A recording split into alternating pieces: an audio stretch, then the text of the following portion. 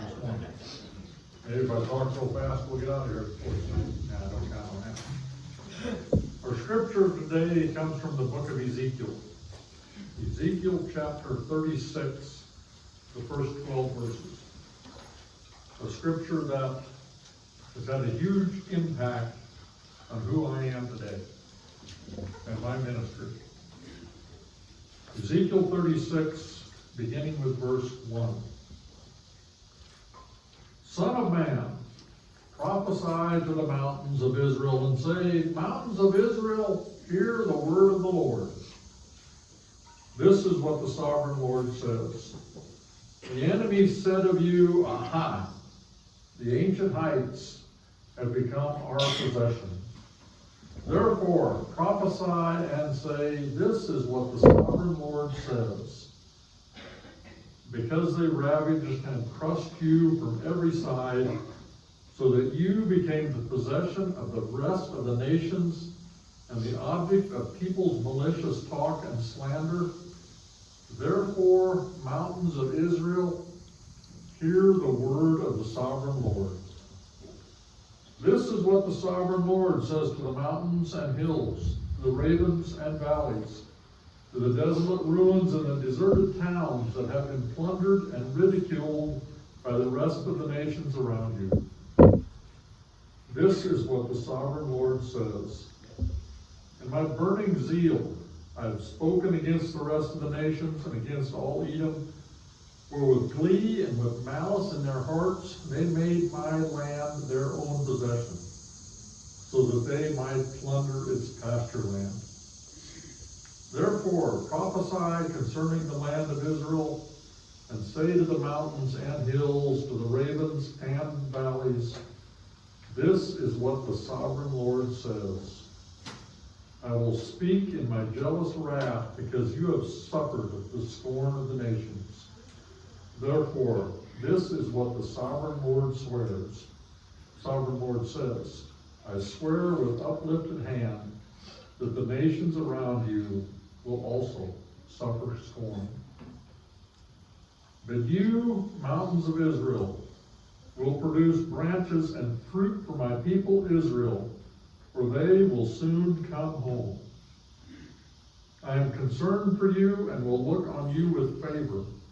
You will be plowed and sown, and I will cause many people to live on you, yes, all of Israel.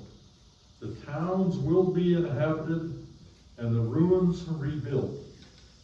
I will increase the number of people and animals living on you, and they will be fruitful and become numerous. I will settle people on you as in the past, and will make you prosper more than before. Then you will know that I am the Lord. I will cause people, my people Israel, to live on you.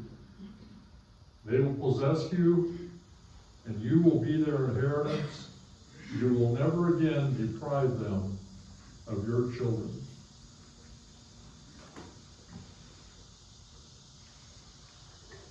The book of Ezekiel is an interesting book.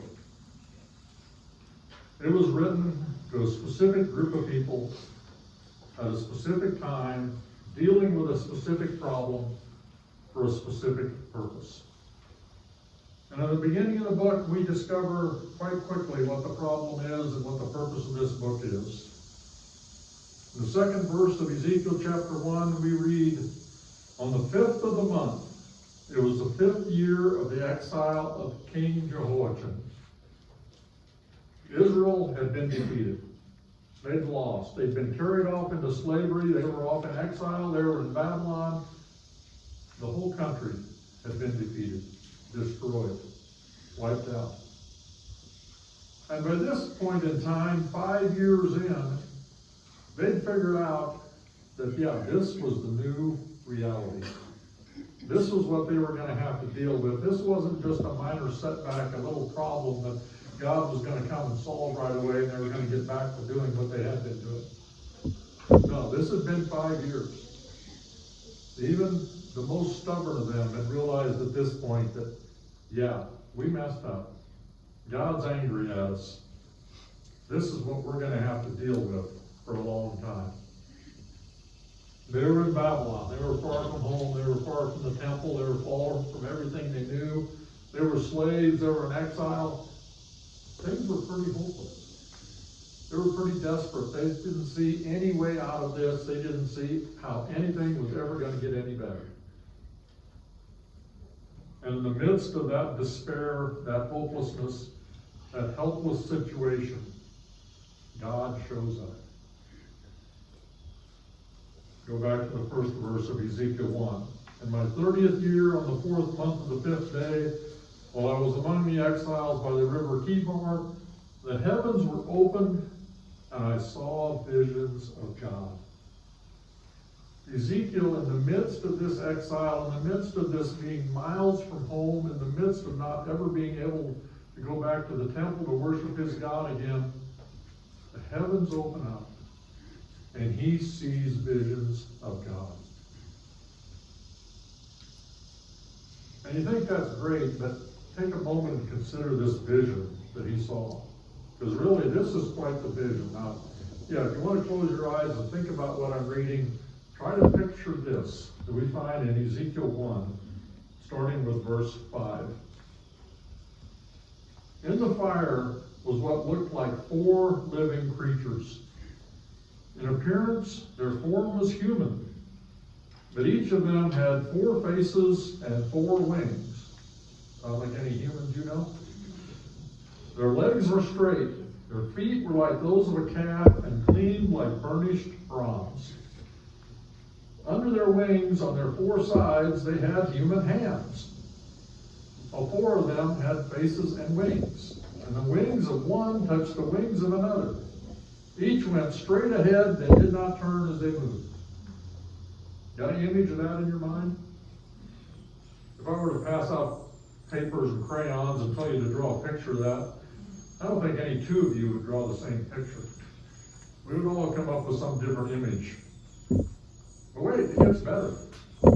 Skipping down to verse 16. Verse 15. As I looked at the living creatures, I saw a wheel on the ground beside each creature with its 4 faces. This was the appearance and structure of the wheels. They sparkled like topaz, and all 4 looked alike. Each appeared to be made like a wheel intersecting a wheel. Sounds like a gyroscope or something. As they moved, they would go in any one of the 4 directions the creatures faced. The wheels did not change direction as the creatures went. The rims were high and awesome, and all 4 rims were full of eyes all around.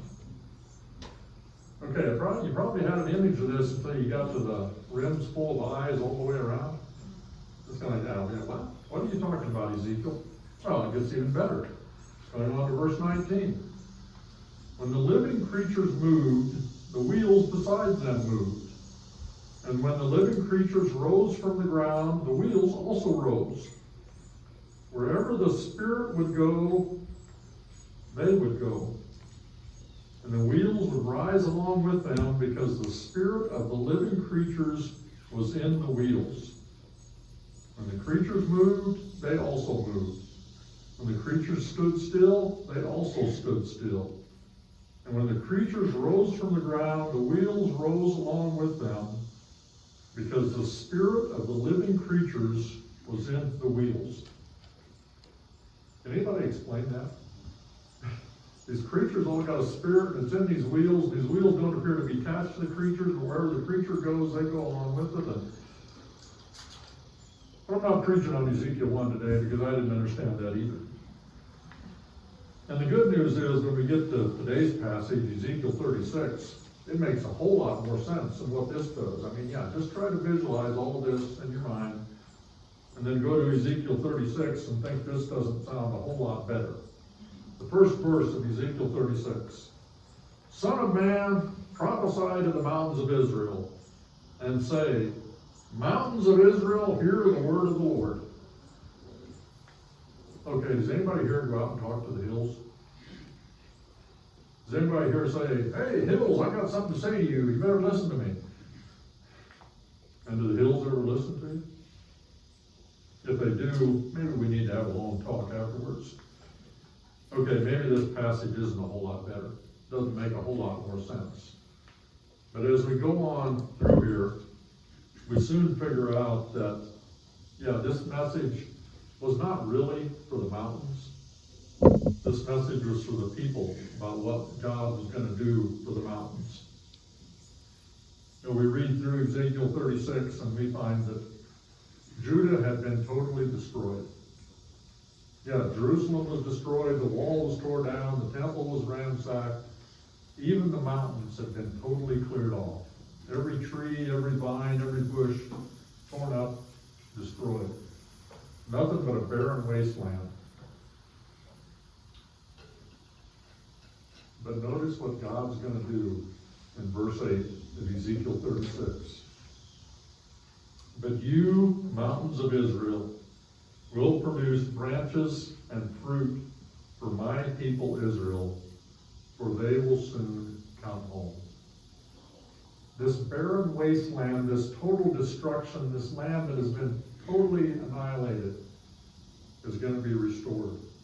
It's going to produce fruit. It's going to have trees growing on again because the people are coming back. God is going to restore everything. And there's one thing we know about God, that God keeps his promises. So when God promises to restore everything, when God goes through this section, verses 8 through 12, and says all these things that he's going to do, he's going to do them. We know that God has capabilities to do this. We know that God can do this. And because God said he's going to do it, we know that God will do it. And one of the more amazing things is in the middle of verse 11. I will settle people on you as in the past, and will make you prosper more than before. Not only is God going to restore it, it's going to be better than what it was. No matter how good it was in the past, how great you thought that was, and when you're in exile thousands of miles away, it looks pretty good back there. God is saying it's going to be better. So imagine for a moment you're Ezekiel, and you get these two visions. This one of all these creatures and everything about them, and then you got this other one where, hey, the people are going back to Israel. Which vision do you think was more likely that the people would accept, would understand? I mean, yeah, they did not understand these creatures at all. But the concept of these exiles returning to their land was unheard of. It was never going to happen. There was no way this was ever going to be possible. They'd been there 5 years. They saw no hope whatsoever. But God says, you're going back. Imagine you're Ezekiel. And imagine how Ezekiel felt when the heavens were opened and he saw this vision of God. Going from the depths of despair, no hope whatsoever, a totally helpless situation, having God promise that, yeah, you're going back home. I'm going to restore this. It's going to be even better than what it was before. I don't think we can begin to imagine how Ezekiel felt when he got this vision. Unless, of course, we've got the same message from our God at some point in time. You ever experienced anything like this? Ever had God come to you and say, it may look hopeless, but don't worry about it. I got this. This is why this passage speaks to me so much. Because I've been there. I've done that. As most of you know, I was in my mid-40s when I began this career as a minister of God. And yeah, the first church I went to, I'll admit I was pretty young and naive and didn't have a clue what was going on. But when I candidated at that church, they told me that there's this situation that needs to be dealt with. there's a situation that's causing a lot of pain, causing a lot of sorrow, and it looks pretty hopeless. And we sure hope you can take care of it. Yeah, I should have turned around and ran right then. But I didn't. I went to that church, became their pastor, and I soon realized that, yeah, this situation was a total mess. It was affecting almost everybody in that church, and along with a lot of people outside of the church too. And I also soon realized that, you know what? There was really no way I could fix that situation. It was too far gone. Nobody could ever do anything. People had set their heels in. This is what they were going to do. There was no change in their minds at all. I realized that. I don't think some other people in the church realized that. Because they kept coming to me and they kept offering solutions of how I could fix this problem. And let me just say that I wasn't too impressed with their solutions.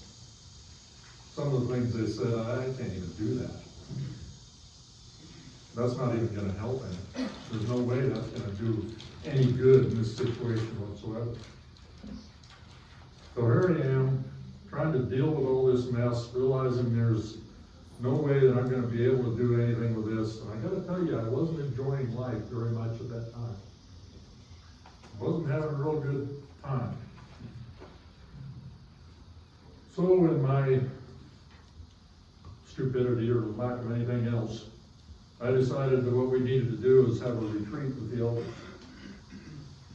So the elders and I got together and we went to this close by Mennonite camp. And we spent several hours there discussing not only this, but several other things too. At least I think we talked about other things. I don't remember one thing from that weekend. In the middle of Saturday afternoon in the fall in Ohio, I said, you know what? We're out here at this camp. It's a beautiful setting. God's creation is evident all around.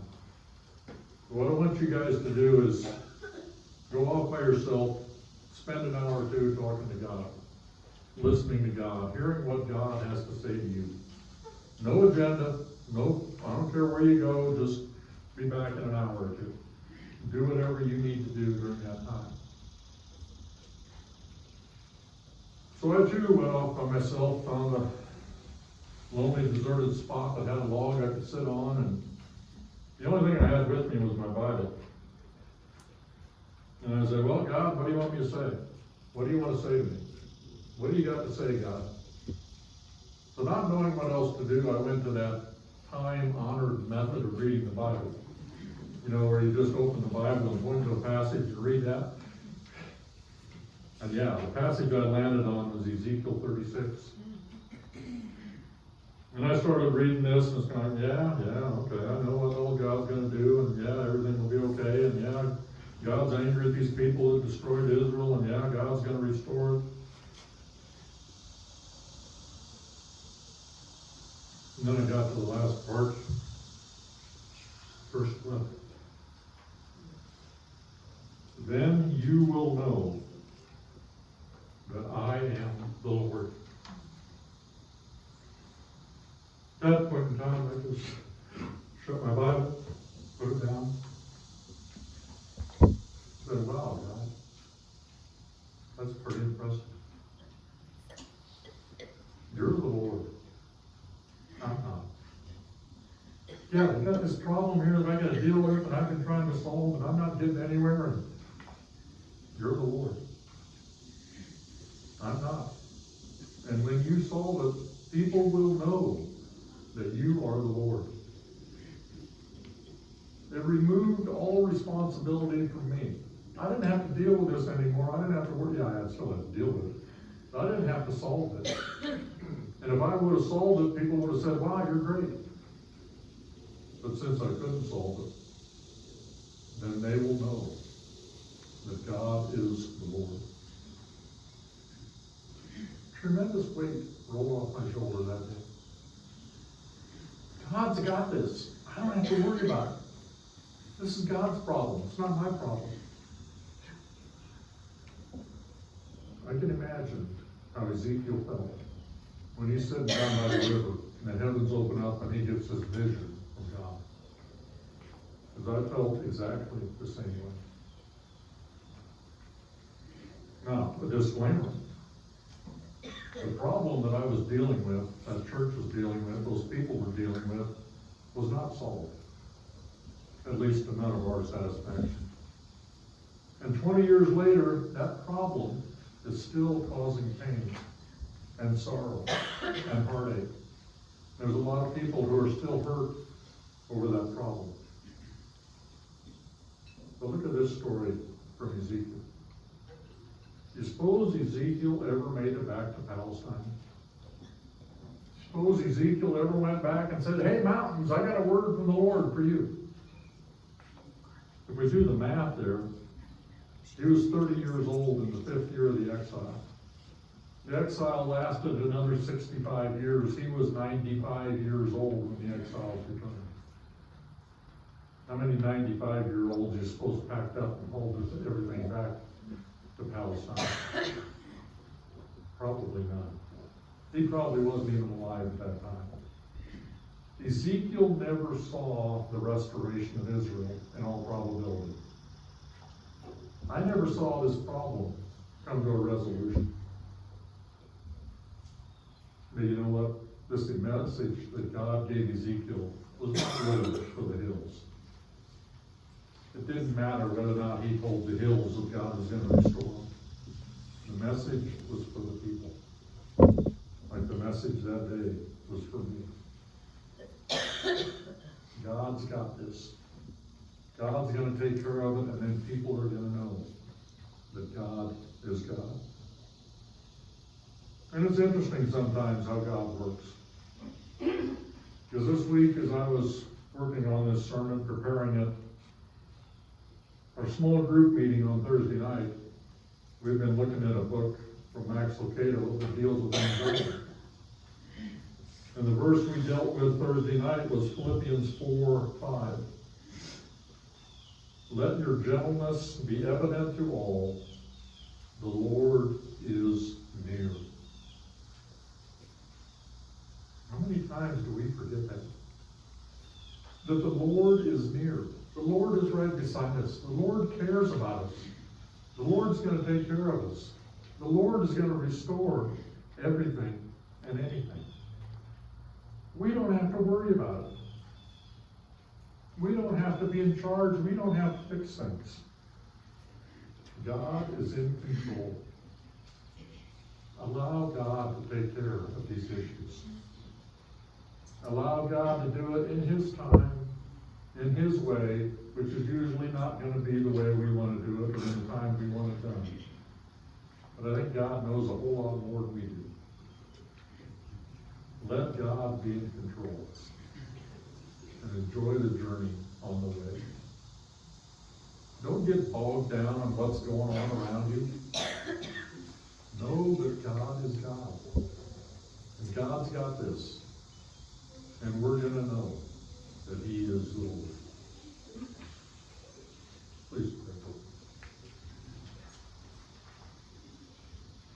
Oh God, you are God. No matter what situation we face, you can deal with it. No matter what problem we're dealing with, no matter what's happened in our lives, you will restore the land, and you will bring your people back to you. Help us, oh God, to remember that. To let go, to let you be in control.